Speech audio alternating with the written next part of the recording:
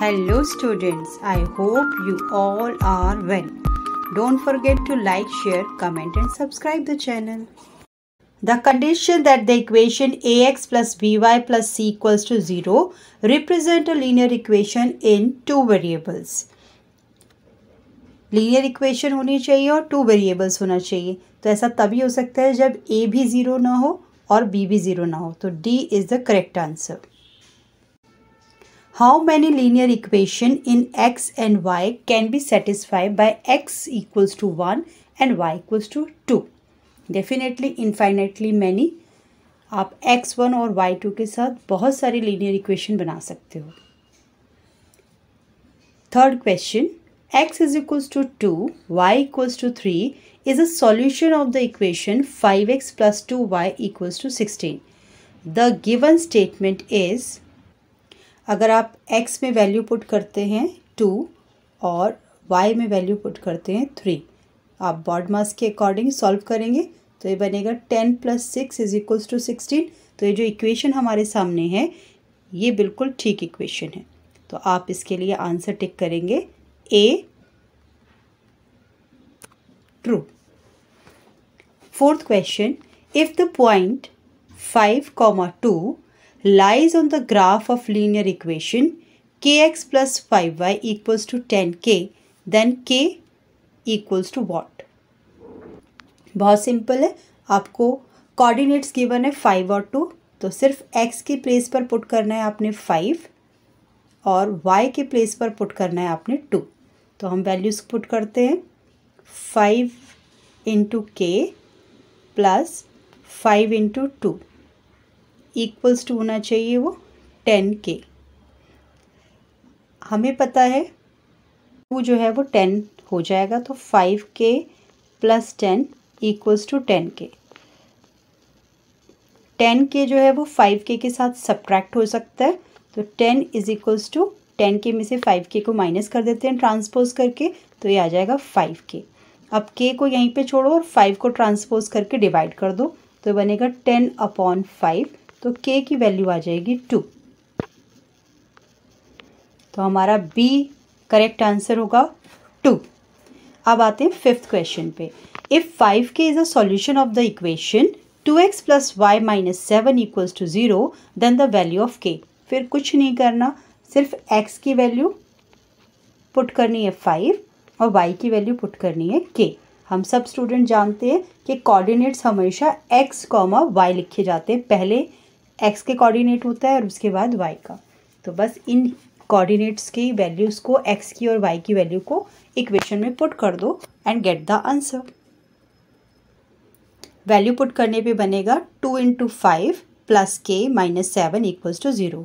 हमें पता है 5 2 10 होता है, plus k minus 7 equals to 0. 10 में से जब 7 माइनस करेंगे तो आएगा 3 plus k equals to 0. 3 plus k equals to 0, तो k को यहीं छोड़ो और 3 को ट्रांसपोज कर दो, आएगा -3.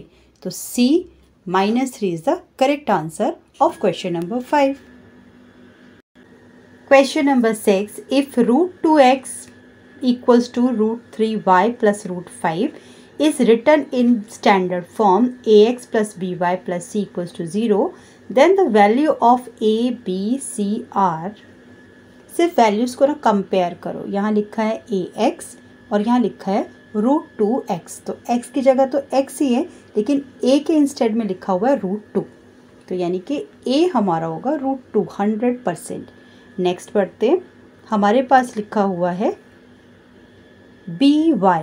यहाँ देखो, यहाँ पर लिखा हुआ है इक्वल्स टू √2y. सबसे पहले तो b देखते हैं, √3 होगा, लेकिन यहाँ देखो ध्यान से, आपके पास दिया हुआ है प्लस by. यहाँ आपके पास दिया प्लस by. तो अगर मैं इसको चेंज करूँगी, ट्रांसपोज करूँगी, तो ये बन जाएगा √2x minus √3y minus 5 equals to 0. अब कोई गलती नहीं होगी. तो a की जगह हमने निकाला कि a के इंस्टेड लिखा हुआ है यहाँ पे √2. अब b की जगह पे देखते हैं, y के साथ लिखा हुआ है √3, तो b की वैल्यू है माइनस √3. तो C या D में से आंसर हो सकता है. अब C को चेक कर लेते हैं. C में लिखा हुआ है √5 देखो c अकेला है ना, उसके साथ कुछ और नहीं है, इस तरह से √5 भी अकेला है। लेकिन आपको इस इक्वेशन पे नहीं देखना, आपको इस इक्वेशन पे जो मैंने अपने गिवन इक्वेशन के स्टैंडर्ड फॉर्म में लिख दिए उससे कंपेयर करना। तो मेरे पास c की वैल्यू आएगी -5। C is the correct answer of this question. Let's start question number 7। चलिए अब आते हैं क्वेश्चन नंबर 7 पर। तो equation x = 7 in 2 variables can be written as. देखो पहले वाले में क्या है, x + y = 7। अगर 1 के साथ मल्टीप्लाई करेंगे x को तो वो x ही रहेगा ना, तो x + y = 7। लेकिन मुझे क्या चाहिए, x = 7, तो ये तो रॉन्ग है। इस तरह से मैं c पार्ट को देखती हूँ, 0 × x तो 0 ही हो जाएगा, तो ये बनेगा y = 7। लेकिन मुझे चाहिए क्या, x = 7, तो ये भी रॉन्ग। इसी तरह से 0x 0y वैनिश हो जाएगा, वेरिएबल ही ख़त्म हो जाएंगे, तो ये भी रॉन्ग है। B is the correct answer, क्योंकि यहाँ लिखा हुआ 1 × x, तो ये x रहेगा, 0 × y 0 हो जाएगा, = 7, तो हमारे पास डिज़ायर्ड आंसर आ जाएगा x = 7। तो 7th क्वेश्चन के लिए B is the correct answer. Now let's start question number 8. If the sum of twice of ordinate of a point to abscissa of the point is 7, this statement in the form of a linear equation in 2 variable is। सिर्फ ordinate और abscissa अगर clear है ना mind में, तो ये बहुत easy question है। सम होना चाहिए किस किस का, ट्वाइस ऑफ ऑर्डिनेट यानी कि 2y and a point of abscissa यानी कि x, उन दोनों का सम कितना आना चाहिए, 7। और ये इक्वेशन हमें दी हुई है a में, तो इसका आंसर होगा a। ऑर्डिनेट y के लिए, एब्सिसा x के लिए। आंसर आपके सामने। चलो जल्दी से केस स्टडी क्वेश्चन कर लेते हैं। आपके पास दिया हुआ है that Aditya purchased 2 types of chocolates A and B at the rate of ₹X and ₹Y। मतलब 2 चॉकलेट है, 2 टाइप की चॉकलेट है, तो एक चॉकलेट का रेट अलग है और दूसरी चॉकलेट का रेट अलग है, तो उसको हमने मान लिया है x and y। The total amount spend is ₹7। Total उसने 2 चॉकलेट्स खरीदी हैं, उन दोनों का टोटल जो शॉपकीपर को पे किया गया है वो है ₹7। After reaching home he forms a linear equation in 2 variables for 2 types of chocolates. He prepares a table and a graph of linear equation as shown in the adjoining।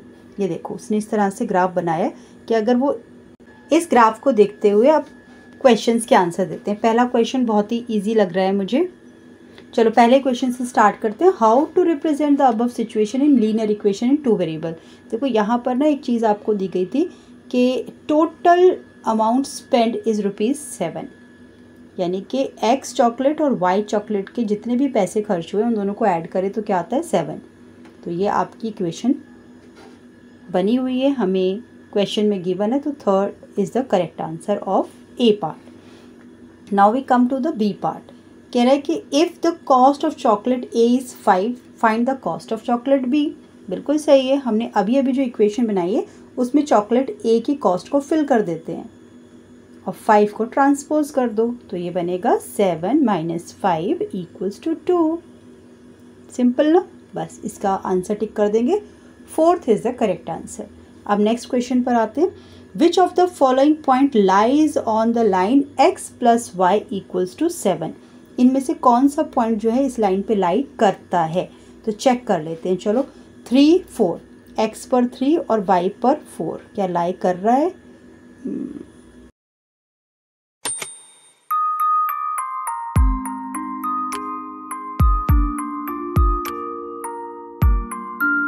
क्या like कर रहा है, हाँ ये लाइक कर रहा है, तो ये सही होना चाहिए। 2nd 3rd 4th पार्ट भी चेक कर लेते हैं एक बार।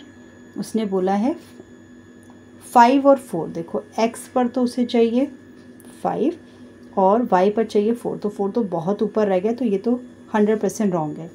3rd में देखो 1 5, x पर 1 और y पर 5, नहीं ये भी नहीं जा रहा है। आप चाहो तो स्केल से रख के इसे चेक भी कर सकते हो। स्केल से रख के चेक करते हैं। x पर तो है 1, x पर वो कह रहा है 1, तो इस सीधी लाइन जो है जा रही है, लेकिन ये ना 6 पे मिल रही है, देखो 5 पे नहीं मिल रही, तो ये भी गलत होगा। और फोर्थ भी चेक कर लेते हैं 2 6, तो हाँ ये भी रॉन्ग है। अगर आप 2 को लेके जाओगे यहाँ से तो ये 6 पर नहीं मिलेगी, कहीं नीचे रह जाती है। तो अल्टीमेटली हम अपने आंसर तक पहुँच गए हैं कि फर्स्ट वन जो है 3,4 करेक्ट आंसर है। चलो अब जल्दी से नेक्स्ट क्वेश्चन करते हैं।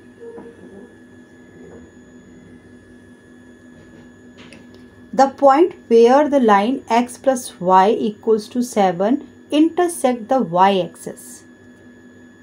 देखो ये जो इंटरसेक्शन हो रहा है ये y एक्सिस का है और ये वाला x का। हमसे पूछा क्या है y एक्सिस का, तो कहाँ पर इंटरसेक्ट हो रहे हैं 0,7 पर। तो आपका fourth one is the correct answer.